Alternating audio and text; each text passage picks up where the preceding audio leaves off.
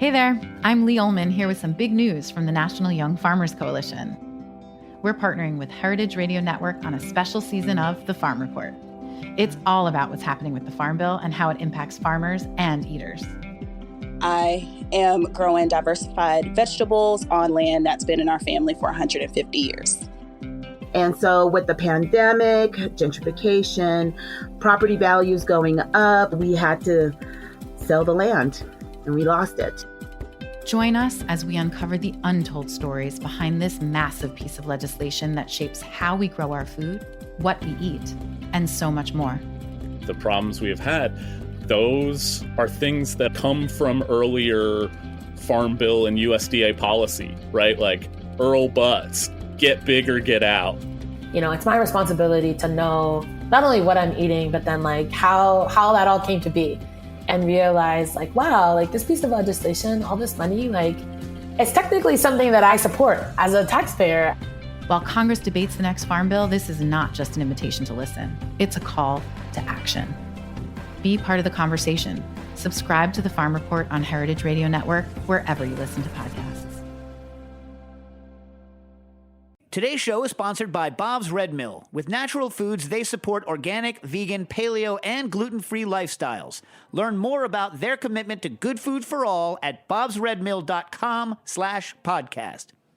You're listening to Heritage Radio Network. We're a member-supported food radio network broadcasting over 35 weekly shows live from Bushwick, Brooklyn. Join our hosts as they lead you through the world of craft brewing, behind the scenes of the restaurant industry, inside the battle over school food, and beyond. Find us at heritageradionetwork.org.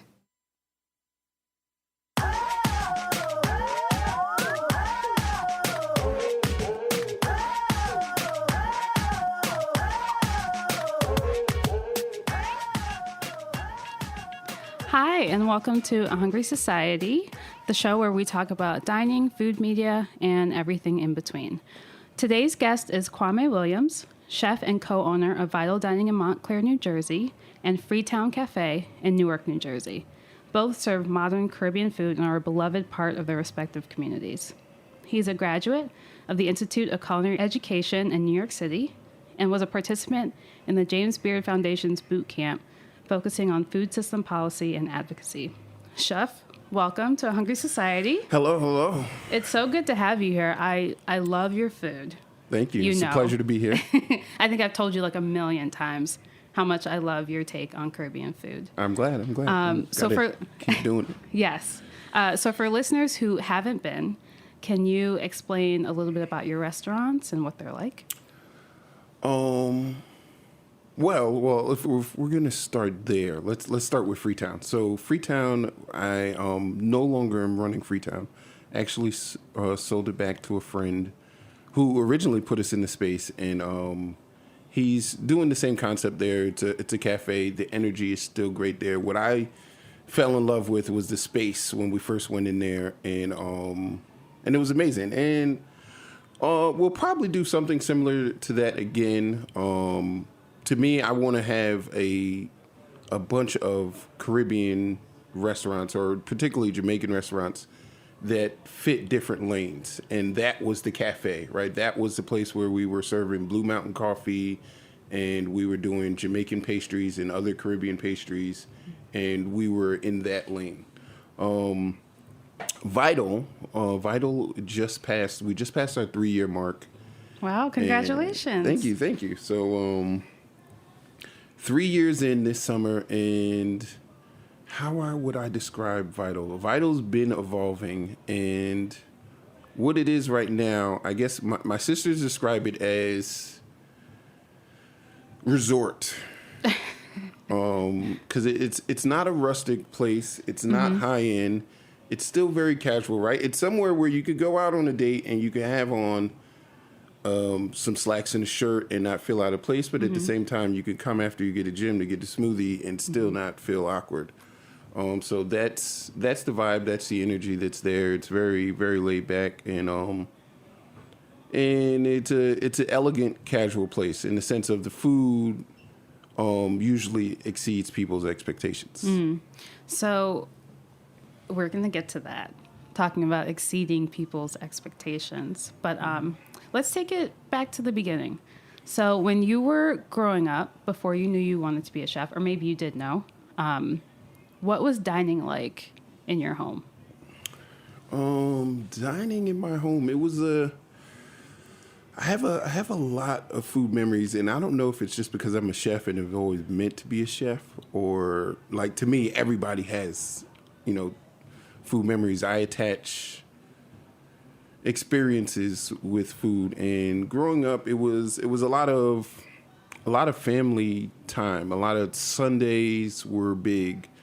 Sundays, holidays, everybody wasn't necessarily around the table because there was so much food on the table that you couldn't even eat at the table. It was just everyone would commune, and the family, cousins, aunts, and other extended family would all come, and we'd all go to my grandmother's house, and those were essentially my first memories. Those were just knowing that every Sunday I'm going to see my cousins, where there's going to be a Thanksgiving spread, and we were going to play some type of game, whether it's blind man bluff or some card game afterwards. So what was on the table? Because it wasn't like traditional like Thanksgiving turkey, cranberry stuffing. Oddly enough, right? So in my restaurant, Vital kind of mimics that, right? So my grandparents, my parents, I'm first generation American, right? And there were very American staple dishes there. So let's use Thanksgiving as the example, right? There would be turkey there. There would be cornbread. There would be cranberry, right? But then there would also be oxtail. There would be curry goat. There might be roti. So you took everything that you might find at an American Thanksgiving dinner, and then you add all of the staples from the culture, and we kind of just mixed it. And that's what to me my restaurant is now, right? It's a representation of me. It's a representation of the cultural influences are definitely there, but I still am and have grown up in America, right? As many times as I've gone back, as many summers as I've spent, I'm still an American. So then I'm an American with Caribbean roots, and that's what the restaurant represents to me in my eyes. Nice. So how important is dining in Jamaican culture? It's huge. It's like, especially like I was making reference to Sunday dinners. It's the same on the island, right? Where, especially if you have working class parents, at the very least, right? If you get into a space where there's you're eating a lot of leftovers or you're eating out, at the very least, everybody's coming together for to eat on Sunday. Whether that's Sunday morning and you're cooking ackee and saltfish, and everyone is together, or where it's Sunday evening and you're having an early dinner. So that's great. To me, it's definitely rooted in the culture where well, you can argue that with any culture, in my opinion, right? Oh, definitely. The table is the stable center of people socializing. Absolutely. It's so important all of the travels that I've had internationally, I've never been to a place where food is like an afterthought. It's always top of mind for everyone. So growing up, did you go out to eat a lot, or did you go to restaurants, or was it all mostly at home? It was all mostly at home. Even then, right? So my mother would work night shifts. She would work in the day. She would work night shifts. She would cook before she left. And me just being hungry, how I even found myself in the kitchen was now I was in the cabinet looking for something else, right? My sisters would eat. They would be fine. I would still be hungry, scrounging through the cabinets to see what else I can put together. And that's when I started experimenting with flavors. But outside of that, it was mainly home-cooked meals. Right, so then even when she wasn't there, she was cooking and leaving it there for us. And I don't even remember, like, restaurants were really just celebrations. I I don't even have a recollection of the first restaurant I can remember going to. Do you remember a really good meal that you had that kind of shaped you? A meal that shaped me. I wouldn't say there's a meal that shaped me. I only say that because as a chef, I'm always looking for something new. So I'm always looking to explore. I'm always looking for a new ingredient. I'm always looking for a new dish. I'm the person, if I've come to your restaurant 10 times, I've eaten 10 different things. And then that could just be the nature of a chef.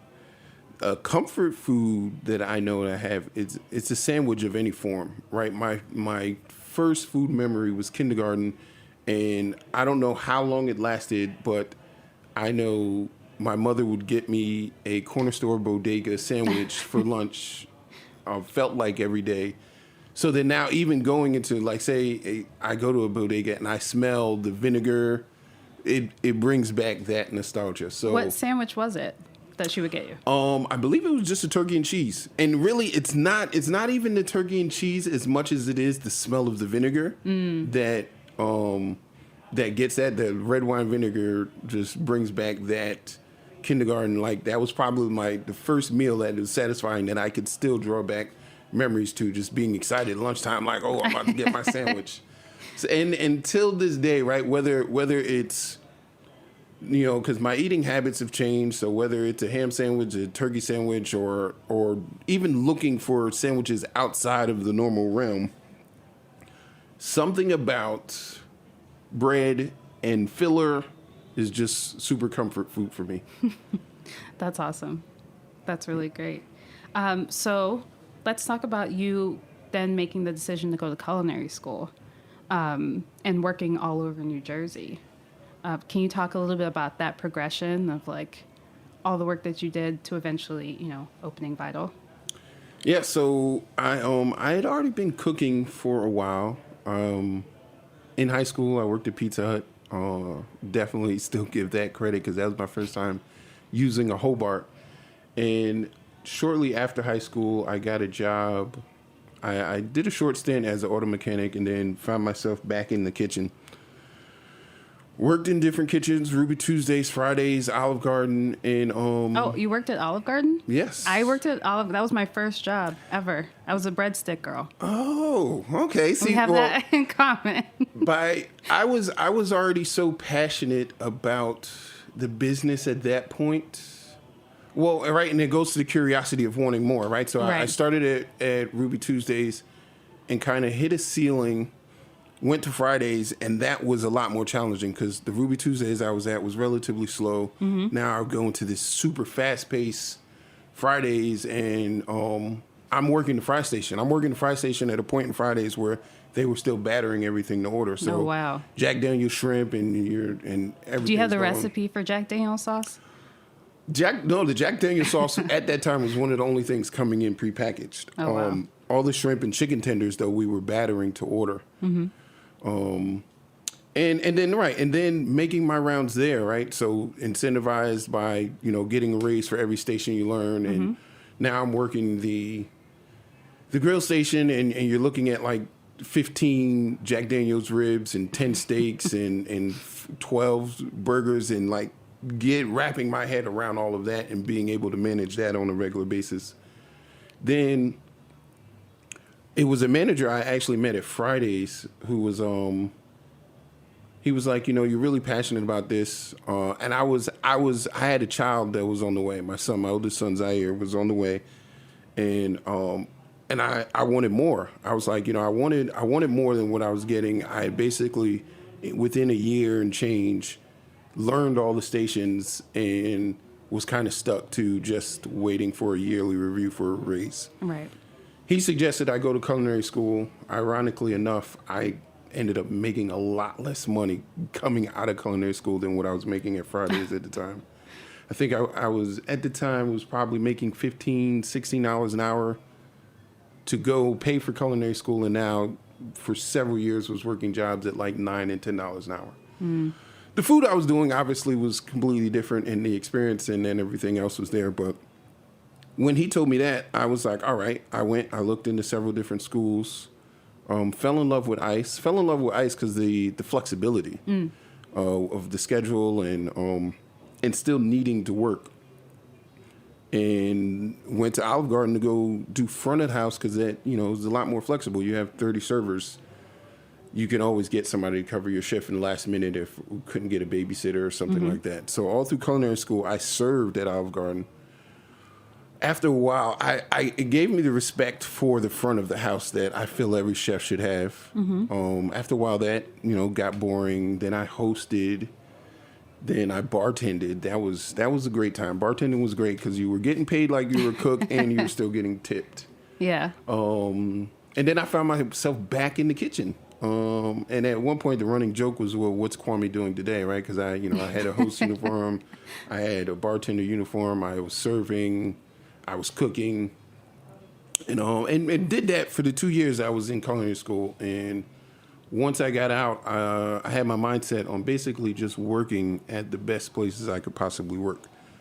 Did my internship at Ryland Inn, and everywhere from there on, I was like, well, what's the best restaurant in Jersey? That's where I want to work. And I would stay there for like a year, move on to another place, stay there for a year, move on to another place. And it was a great experience. I got to work under several different chefs who instilled some amazing things in me, right? So, you know, people talk about fine dining dying in the dinosaur that it's become. But the principles that they have towards the food reign supreme, in my opinion. So whether or not there's enough people with expendable outcome, or not even expendable outcome, just appreciation for the craft and the food itself. That's something that, you know, I'm going to carry with me my entire career. Awesome. So we're going to take a break, and we'll be right back with the Hungry Society. Bob Moore is the founder of Bob's Red Mill, the top quality supplier of grains, flours, and general nutritional goodness from Oregon. He's talking to us about their signature millstones, a very specific way of making whole grain flour. So what's the secret, Bob? Follow me to the mill room. Well, these are just like the millstones that the Romans used to grind their grains. In fact, these stones came from the same quarry near Paris, France, where the Romans got their stones. The company that makes our millstones pulls their quartz from the same quarry, and they make mills for us that are just wonderful. Bob explains how the millstones grind much slower and at cooler temperatures than modern steel rollers. The process keeps the grains cool, preserving the flavor and nutrition. Look at what they produce. I love how they keep things simple and just right. All the nutrition is there, just like nature intended. After almost 40 years in the milling business, they're serving up over 400 organic, gluten-free, and whole grain foods right here from the mill in Oregon, sending them off to destinations around the world. We think we can make a difference by sticking to the traditional way of stone milling. And so, that's what we're doing. To learn more about Bob's Red Mill and their mission to bring good food for all, visit bobsredmill.com/podcast.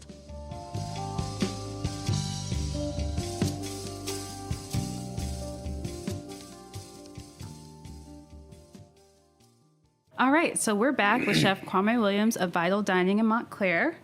So let's talk about fine dining and this dinosaur. The dinosaur that it is. Why do you say it's a dinosaur? I don't believe it's a dinosaur, right? Because I obviously have an appreciation for food, quality food, and the overall experience, right? So going out is about the experience, right? So,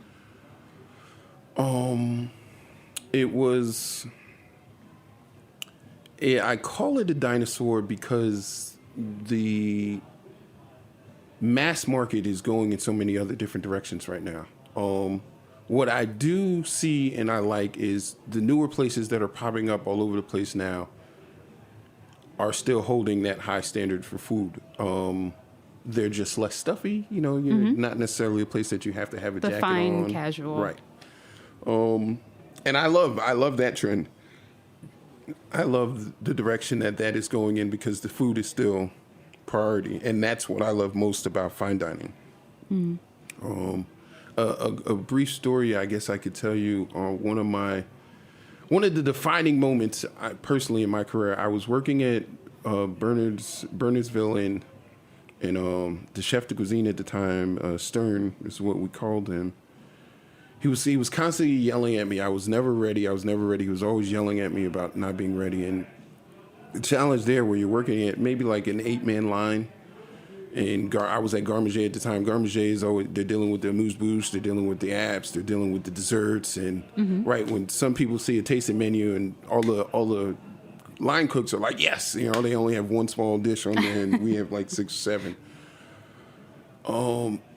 The chef pulled me aside after one shift. I had probably been working there maybe like 6 months, and when I was in a groove, just wasn't progressing, and all he saw was my passion for what we were doing didn't align.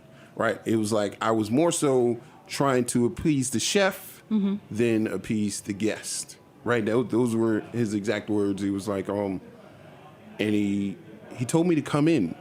Right, because at the time, I worked at other places that did tasting menus before, and the only thing that it made me curious about, the dishes that we were doing. He made me come in and actually have the meal, and it was a 3.5-hour meal, and I looked at the clock and didn't realize that much time it went by. And just the experience. Now I could fully understand the experience that we were trying to give the guest. Right. And it gave me that perspective to be able to be like, all right, I came back to work the next day with that much more passion for how I was going to create the amuse-bouche, right? It was less of a job and more of me trying to share the experience with whoever it was that was sitting out at the table. Right. That's great. So you mentioned this before, but kind of the expectations as far as level of dining when it comes to Jamaican food or Caribbean food and the food that you cook. Can you expand on that a little bit?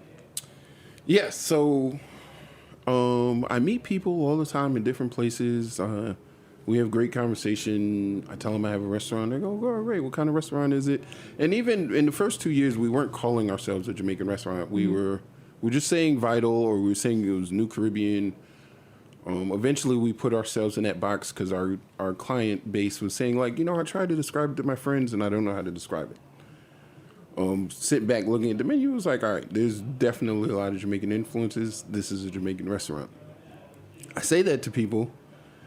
And the first thing they say after they walk in, I was like, oh my gosh, this place is beautiful. I wasn't. And then it's like, well, obviously. What were you expecting? Yeah. Of course, they're it's like, beautiful. oh yeah. Well, and not to say anything against them, right? Because in, let's say, the tri-state area, right? More so, less in New York than in New Jersey, but definitely in New Jersey, all the Jamaican restaurants are takeouts.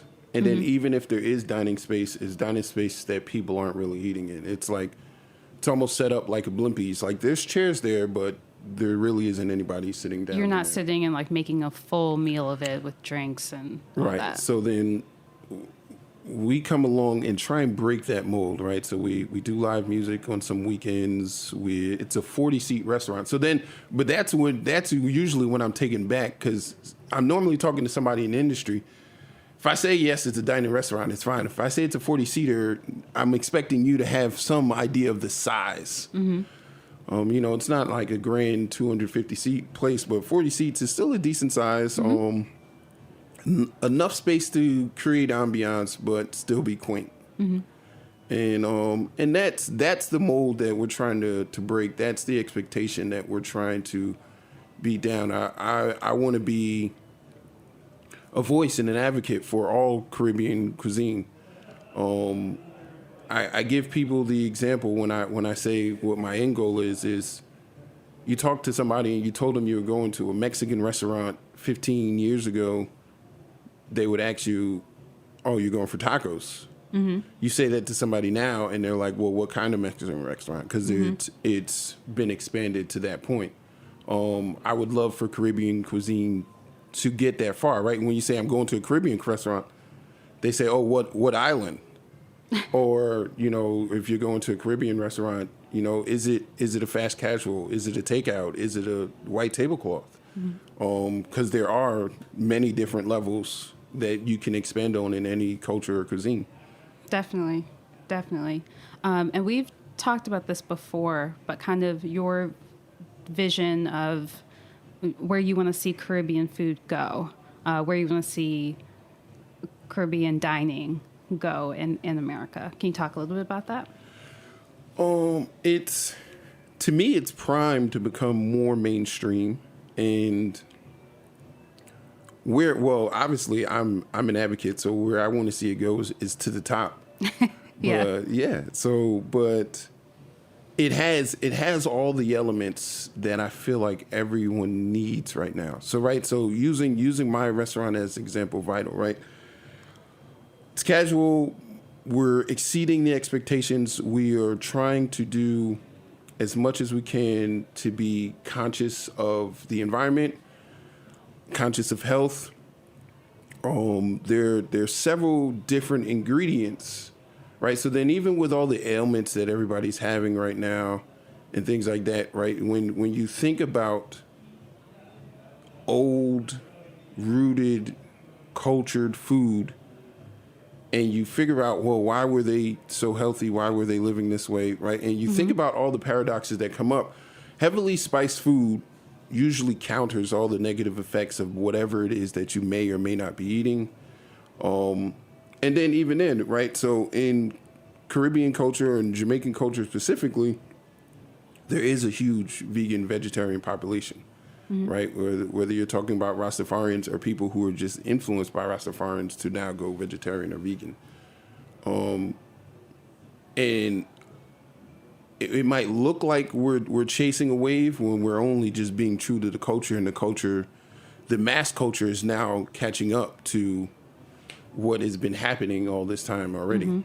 That's very true. I've seen a bunch of articles. Well, veganism is one of something that's become kind of, very trendy. But also you see things like, Ackee, articles like, what is this fruit? And it's like people have been eating this for a very, very, very, long time. So with your peers, you do a lot of events. You work with a lot of different chefs. What do you think of today's dining culture? Today's dining culture. How would you describe it? I would describe it like, I would make the comparison to music. One could look at it and say everything is just washed and watered down, but because so many people are allowed to do things independently now and do things on their own, it's never been as diverse. And as long as you're looking in the right places, you can find some really high quality stuff that nobody knows about, right? And the goal is to get other people to know about it and fill the place up. But yes, I would make the comparison to how I feel about music right now. And the mainstream is the mainstream, but then within there's several different pockets and several different types of places that are thriving and just like I said before, are putting food at the forefront, right? Where you have a lot of chefs who are passionate about the food, and yes, it's a business, but they pride themselves at doing quality, good food rather than I'm in the business to make $1, and whatever people want to buy, I'll sell it to them. So do you have any favorite restaurant experiences that you've had lately? Recently, there's nothing that jumps out to me recent. Do you not like a lot of places that you go out? Is it? I do. I actually love a lot of places, and I understand. So then critical and not critical at the same time. Right. So like, let's say I go out with a bunch of friends and we go to some place and they're tearing the place apart and like ripping them left and right about, oh, is this or was that? I sympathize, right? Because so then I'm thinking what might be going on. Like, yeah, it was a party attendant just came in on this 20-seat restaurant. Like, yeah, we might have made a reservation, but how equipped are they really to handle us? Or, or in the same breath, I'm hard to impress, right? So then I'll get a great meal. And in that meal, what I'm thinking about is, if I was to do this, what would I do to make it better, right? Where did this meal fall short? So, I mean, you could give me an amazing experience, an amazing meal, and I'm still nitpicking. I'm still, right? I'm not probably verbalize it. I'm not going to go on Yelp and tear you a new one. I'm thinking use Yelp. I'm thinking for my own personal use. Yes, Yelp is like, it's great, and it's a double-edged sword. Yeah, I would love to know if any chefs have ever used Yelp. That would be very interesting.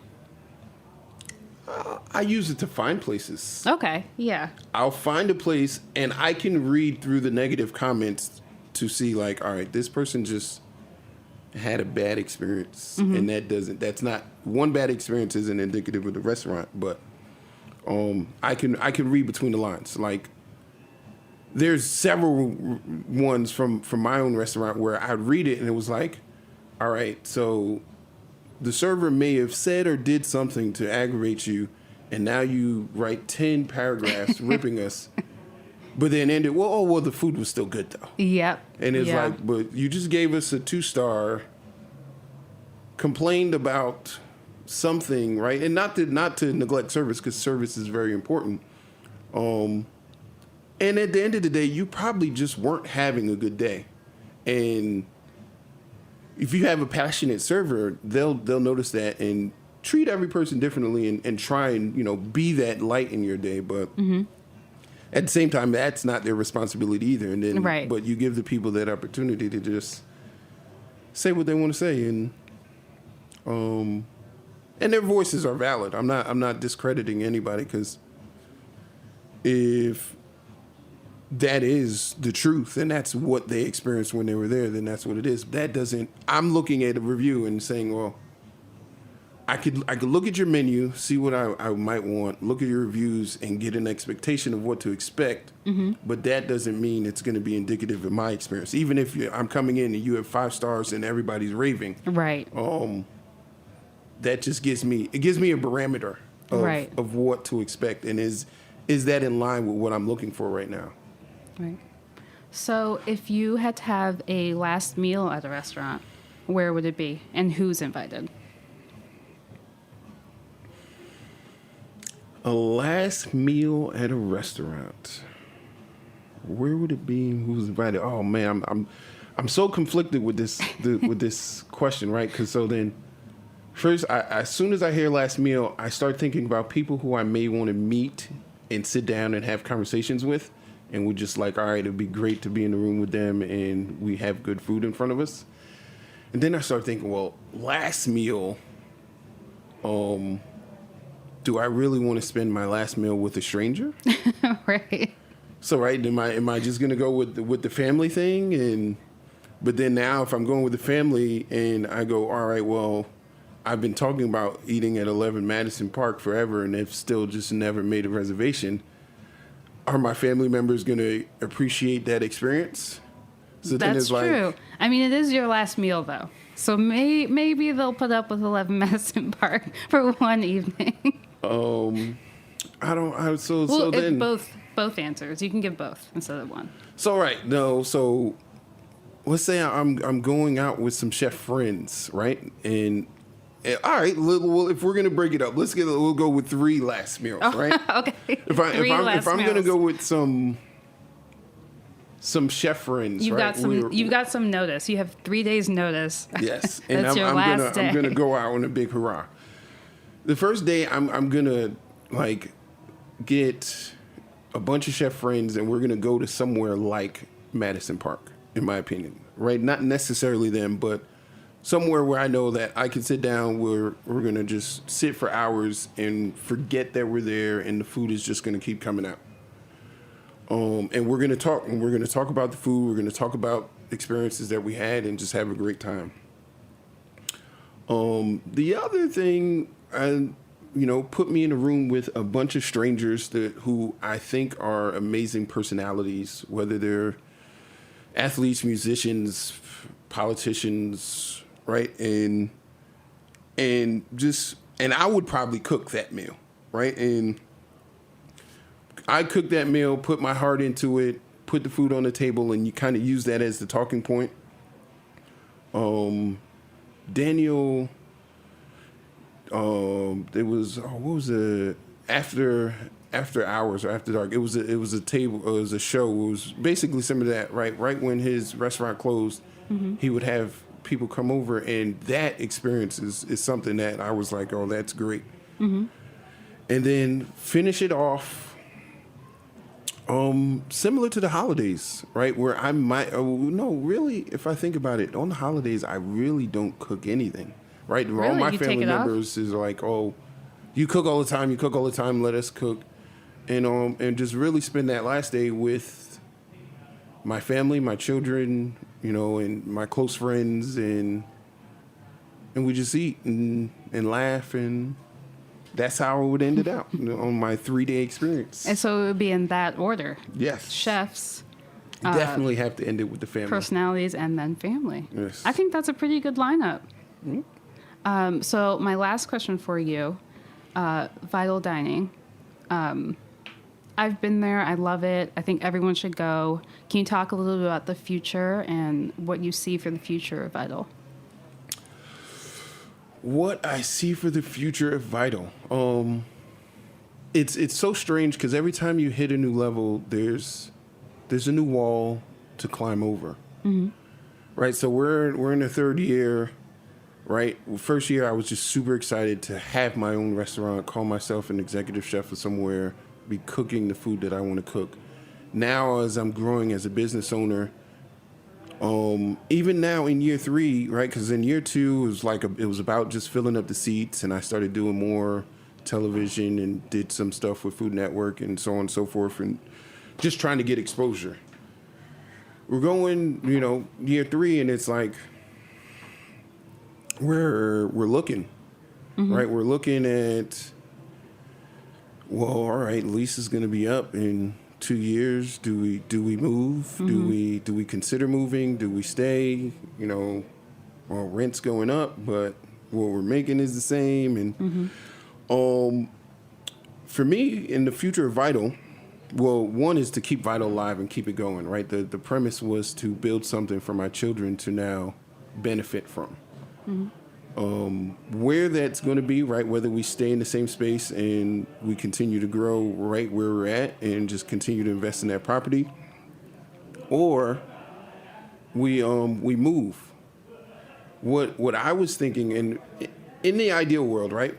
Probably what's going to end up happening is we stay right where we are and we just keep cultivating that that clientele, that area, and that base. And we just venture out, similar to the cafe, right? But the cafe was in year 2. That was my first time venturing out. That was my first time experiencing running 2 properties at once. Now with all of that behind me, and now looking at leases ending and how that plays a dynamic in your end goal, our next property that we're looking at would be like, all right, let's build up enough capital or enough investors or something that we're getting somewhere where we're buying the space. And that, to me, is the next step to get out of the leasing, right? Because now as a worker, it was like, oh, I want to get to a chef. And now as a chef, it's like, oh, I want to get to my own restaurant. Now as a restaurant owner, it's like, oh, I want to own my own space and property. Right. So always another wall to climb over. It definitely is. And so that's to me, that's the new goal. That's the next obstacle. Well, that's exciting to hear, and I wish you and your sisters all the best. Thank you. And thank you so much for coming on A Hungry Society. I'm happy to be here. It was a pleasure to talk to you. Pleasure. Always a pleasure to talk to you. Great energy, and I'm willing to come back as another guest. Any other time you have somebody else in here, you want like a co-host. Yeah.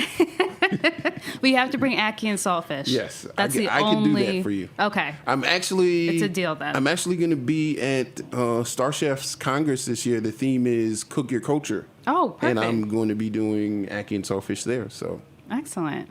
Look out for me, people. Nice. Well, thank you so much for coming, Chef. Always a pleasure to talk to you. Always. All right. Thank you for listening.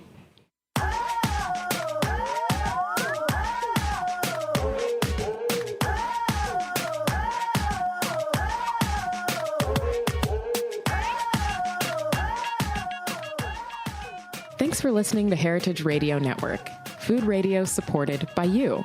For our freshest content and to hear about exclusive events, subscribe to our newsletter. Enter your email at the bottom of our website, heritageradionetwork.org. Connect with us on Facebook, Instagram, and Twitter at heritage_radio. Heritage Radio Network is a nonprofit organization driving conversations to make the world a better, fairer, more delicious place. And we couldn't do it without support from listeners like you. Want to be a part of the food world's most innovative community?